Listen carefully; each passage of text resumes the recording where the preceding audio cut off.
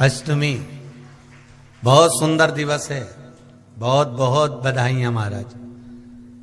सोमवार की अष्टमी का मतलब आपको इंदौर की कथा में बताया था, जिस दिन शंकर और पार्वती के मिलन का दिवस हो। और केवल एक माता पार्वती के अकेले मिलन का नहीं, 64 योगनिया तक भगवान शंकर से मिलने के लिए आती है। जिस लड़के की शादी नहीं हो रही हो, सोमवार की अष्टमी पड़ने पर एक लाल फूल चंदन में लगाकर, जहां पर अशोक सुंदरी का स्थान है, उस अशोक सुंदरी वाले स्थान पर ले जाकर, अगर सोमवार की अष्टमी पड़ने पर लड़का या लड़की जिसका विवाह नहीं होता वो चढ़ा देता है, मात्र 3 महीने में उसका विवाह पक्का हो जाता है। मात्र 3 महीने। अशोक सुंदरी का स्थान शिव।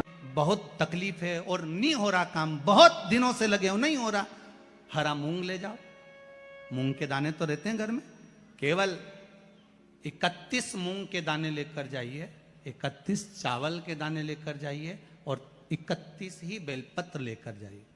जिस दिन सोमवार की अष्टमी हो, कौन से दिन?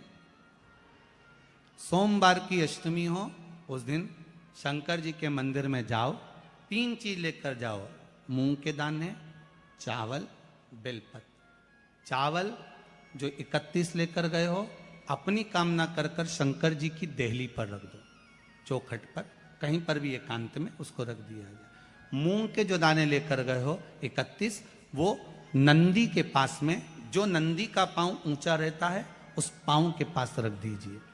और जो 31 बेलपत्र लेकर गए हो, वो 31 बेलपत्र अशोक सुंदरी वाली जो जगह है, आपको पहले बताया है कथा में, अशोक सुंदरी जी का स्थान, ये शिवलिंग, ये जलाधारी जहां से पानी बहता है, उसके बीच में एक मोटी सी लाइन होती है, जो शंकर भगवान की छोटी लड़की अशोक सुंदरी का स्थान है। शिव जी के 13 बच्चे हैं, 13 बच्चे में सबसे छोटी लड़की अशोक सुंदरी यहीं पर विराजमान होती है, जहां से पानी नीचे गिरता है। प्रत्येक शिवलिंग के सामने एक मोटी सी लाइन होगी, उस मोटी सी जो लाइन है अशोक सुंदरी, वहां पर जो 31 बेलपत्र लेकर गए हो, अपनी कामना कर कर पीला चंदन, लाल चंदन लगाकर उस पर समर्पित करते जाओ। उसकी डंडी जहां से पानी बहता है उस ओर होना चाहिए। आप निवेदन कर कर देखो, एक सोमवार की अष्टमी पर कर कर देखना, दूसरी सोमवार की अष्टमी आएगी, अपने आप आपका काम हो गया होगा। बाबा से निवेदन तो करो, क्यों भटक रहे?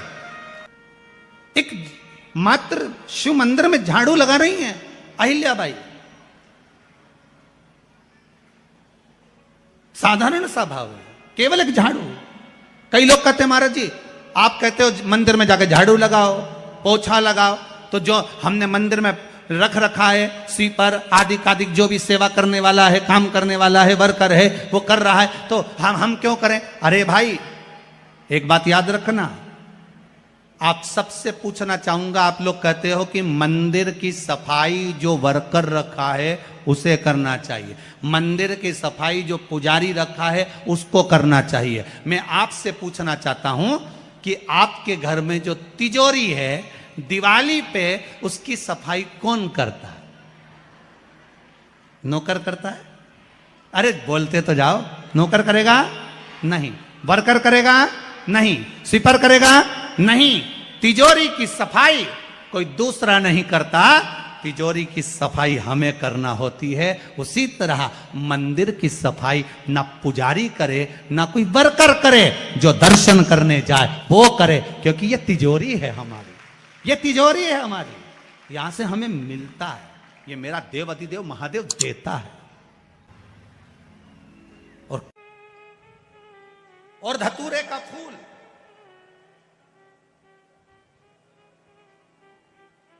कांटे वाला धतूरा, और उसमें लगने वाला एक पुष्प। आस्था चैनल पर आप लोग देख रहे होंगे धतूरे के फूल का दर्शन। धतूरा और धतूरे का पुष्प, छोटा सा पौधा है, ज्यादा बड़ा नहीं है, कांटा लग रहा है, धतूरा लग रहा है, और उसमें भी साधारण धतूरा नहीं, जिस धतूरे के नीचे की डंडी लाल कलर की होती है, अगर वो सोमवार की अष्टमी को देव अधिदेव महादेव को समर्पित करी जाती है, तो उसके घर में कभी संपदा की कमी नहीं होती है। वो धतूरा है, साधारण नहीं है। धतूरे में भी लाल डंडी, जैसे धतूरा गोल होता है उसके नीचे एक छोटी सी डंडी, देखा है आप लोगों ने? अरे देखी कि नहीं देखी बोलो? धतूरा देखा है ना? धतूरे के अंदर एक नीचे छोटी सी डंडी होती है, जब तोड़ोगे तो वो डंडी का कलर अगर लाल है, वो डंडी का कलर अगर लाल है, और कभी हम तो कहेंगे जैसे बड़ी बीमारी जिसको हो जाती है, लीवर, किडनी, कैंसर आदि आदि बड़ी बीमारियों से जो जूझ रहा होता है, प्रयास करो, प्रयास महामृत्युंजय का जाप कर कर, महामृत्युंजय का स्मरण कर कर, एक लाल डंडी का धतूरा प्रयास करना, एक धतूरा मिल जाए या 5 धतूरे मिल जाए किसी भी एकांतेश्वर महादेव पर, जो शिव मंदिर एकांत में हो, जहां कोई जाता आता नहीं हो। वैसे तो अब बहुत मुश्किल है कि ऐसा मंदिर मिल जाए जहां कोई जाता आता नहीं हो, पहले की बात दूसरी है, अब बात दूसरी है।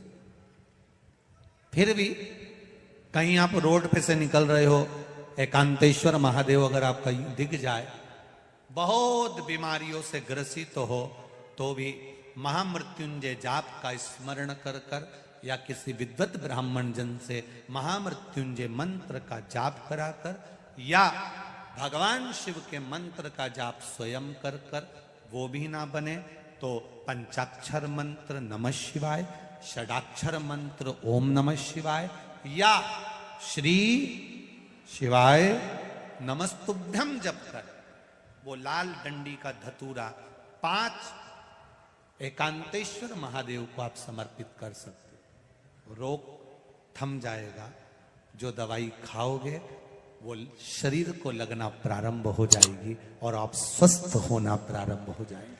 अगर बड़ा रोग है, देवी शंकर के मंदिर में जाओ, शिव जी का पूजन कर कर जब वापिस आओ, तो शंकर भगवान के मंदिर में जो बाहर नंदी बैठता है, उसके कानों में ओम नमः शिवाय बोलकर अपने मन की कामना उसके कानों में बोलकर आप आ जाइए, आपकी कामना 3 महीने में पूरी हो जाती है।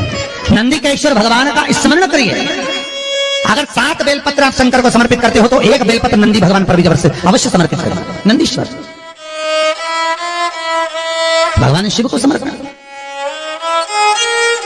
1 बेलपत्र नंदी के ईश्वर की ओर चढ़े। और बहुत ध्यान दीजिए महाराज, अगर कोई काम अटक रहा है, नहीं हो रहा, बहुत प्रयास करा, तो भगवान शंकर के मंदिर में 5 बेलपत्र चढ़ाइए। और शंकर भगवान की जो छोटी लड़की है अशोक सुंदरी, आपको बताया था ना अशोक सुंदरी का स्थान, भगवान शंकर की 6 लड़कियां हैं, उसमें से सबसे छोटी लड़की अशोक सुंदरी की जगह पर 1 बेलपत्र चढ़ाइए। फिर 1 बेलपत्र नंदी के ईश्वर पर चढ़ाइए, और नंदी के ईश्वर पर चढ़ाने के बाद भगवान शंकर के मंदिर के बाहर चौखट पर दिया लगा दीजिए साइड में, और फिर अपने घर पर आ जाइए, आपका कार्य सफल होना प्रारंभ हो जाएगा। नंदी के ईश्वर भगवान नंदी के ईश्वर का स्मरण कर लेने पर जीव आनंद सुख की अनुभूति करता है, आनंद सुख को पाता। भगवान नंदी के ईश्वर का पूरी दुनिया में केवल एक केदारनाथ ही एक ऐसा है जहां पर ओम कुंड विराजमान है। कौन सा कुंड है वहां पर? ओम कुंड। जो बच्चा हकलाता है, तोतला बोलता है या गूंगा होता है, जिसकी वाणी नहीं होती, वो अगर ओम कुंड पर जाकर ओम बोलने का प्रयास करता है तो जितनी देर तक उसके मुंह से घुन्न की आवाज निकलती है, उतनी देर तक ओम कुंड में से पानी का बुलबुला निकलता रहता है। और 7 या 8 बार बोलने से व्यक्ति हकलाना छोड़ देता है, तोतला बोलना छोड़ देता है, और उसकी वाणी आ जाती है। वो ओम कुंड केदारनाथ जी में बसता है। कहां बसता है? केदारेश्वर।